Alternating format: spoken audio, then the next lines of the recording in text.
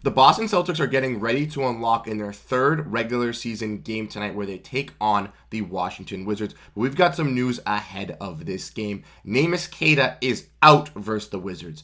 Guys like Aaron Nesmith and ex-Celtic are calling out the haters, and Joe Mazzulla is praising Jrue Holiday's defensive schemes. All of this and more on this episode of Celtics Digest. I'm Bruce Veliz. But before we get into any Celtics news, I would like to let you guys know that roughly around 86% of our viewers are not subscribed. And we'd greatly appreciate it if you guys hit that big old red subscribe button and join the Celtics Digest family. We can't thank everyone enough that's already hit that subscribe button, but we want to make sure that you guys get your Celtics content almost daily. If you guys want to make sure you stay tuned on everything Boston Celtics, hit that subscribe button, like this video, make sure to stay tuned. We'll be doing a post-game live stream tonight after this Celtics-Wizards game. If that's something that interests you, don't forget to miss it. Make sure to hit that subscribe button and tune in to that tonight. But let's get started on this video and breaking down the Celtics news. First, we'll be looking at the in-season court revealed. Now, the NBA today came out and released 30 in-season NBA courts,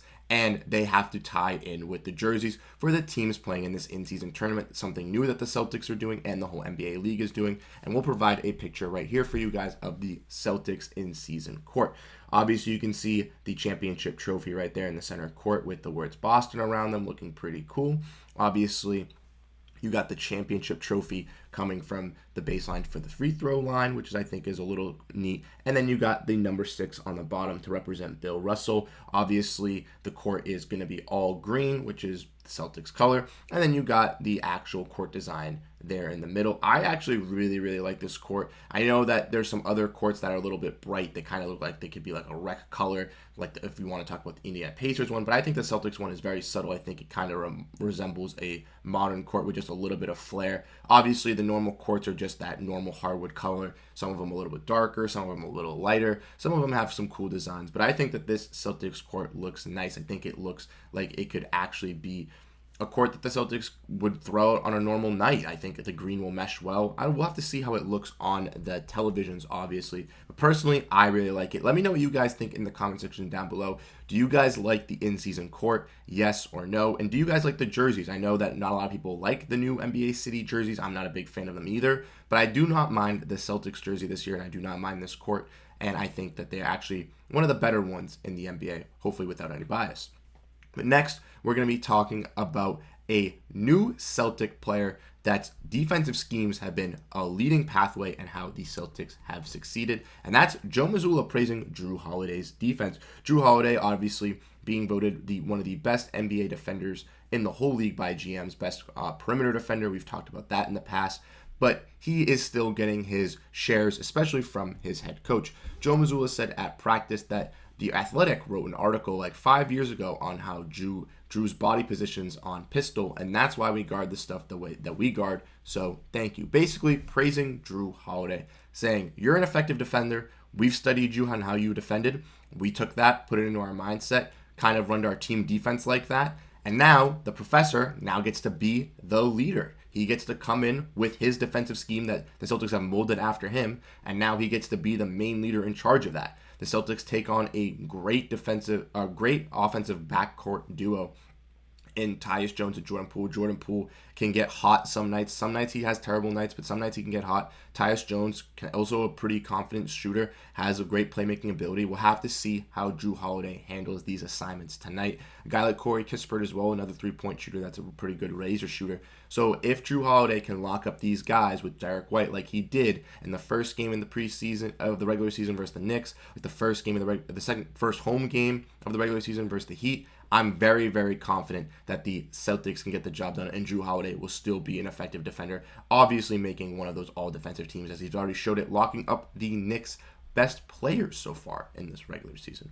But now we're going to be talking about an ex-Boston Celtic who has been speaking out against the haters.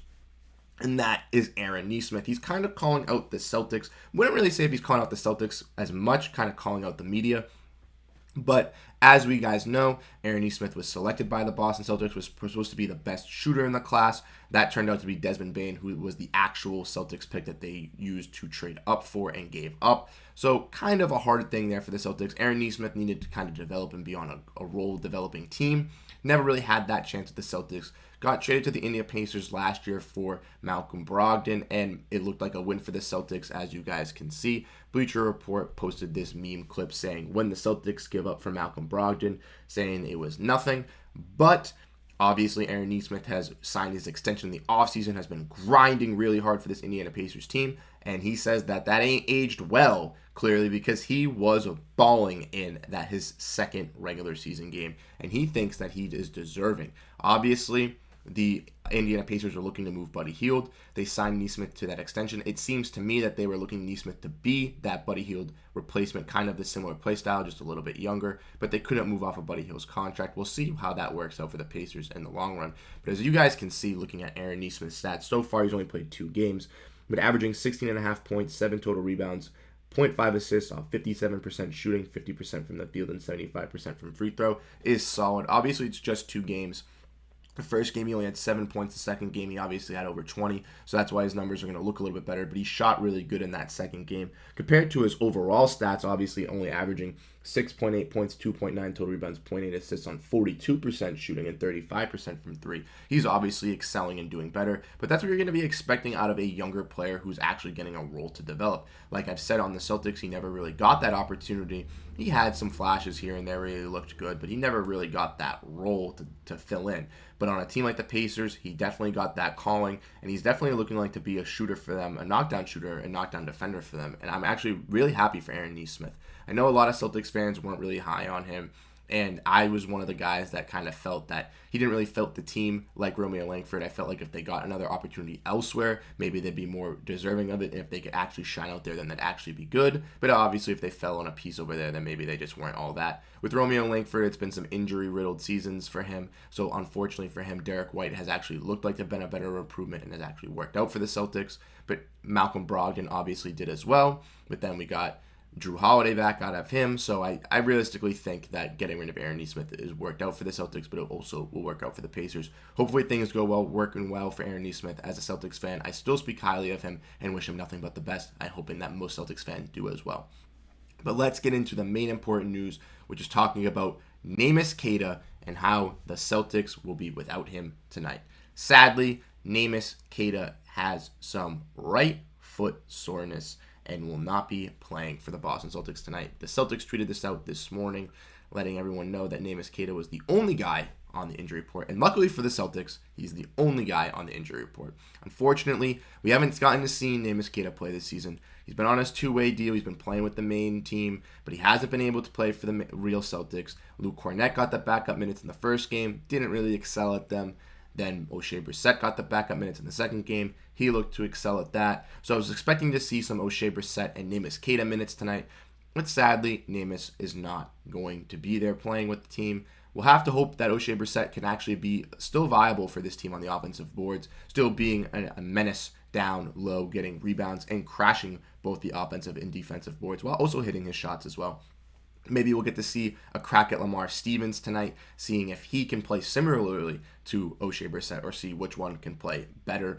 And I would love to see if we could get some Svi Mykhailiuk minutes tonight. If Brad Stevens or Joe Mazzulla, if you're watching this video before pregame, give Svi Mykhailiuk those minutes. Sam Hauser, great defender. He's been playing pretty solid, but hasn't been hitting his shots. We need to see Svi come out there. We need to see Svi let it fly. And if Svi can get hot, keep him in. I want to see that. But sadly, no Queta tonight. That was one of the big guys with Svi that I wanted to see get their debuts versus a little bit weakened of a Washington Wizards team. I feel that the Celtics can get the job done without Queta. Obviously, they haven't seen him, so he would have just been an experimental piece. But it's just sad to see a guy like Queta go down and a guy that we've been talking about a lot, highly on Celtics Digest. We want to see him excel with the Celtics and play, so it's just sad not to see him go. Like I said, though, guys like Brissett, like Stevens, maybe, hopefully no Kornet tonight, and I think the Celtics will get the job done versus the Washington Wizards, beating them. Let me know what you guys think in the comment section down below. Do you guys think the Celtics will beat the Wizards tonight? Comment down W or L, who is going to win. But that's going to be it for this episode of Celtics Digest. If you guys are still at this point in the video and you guys are not subscribed, make sure to hit that subscribe button as we're producing Celtics content for you guys all the time. And we know you guys enjoy the content as you guys are still watching. I'm Bruce Veliz. Make sure to check out the live stream following tonight's game, we'll be breaking down everything post-game versus the Wizards, answering any questions that you have with the Boston Celtics. I'm Bruce Veliz. I'll catch you guys in the next video.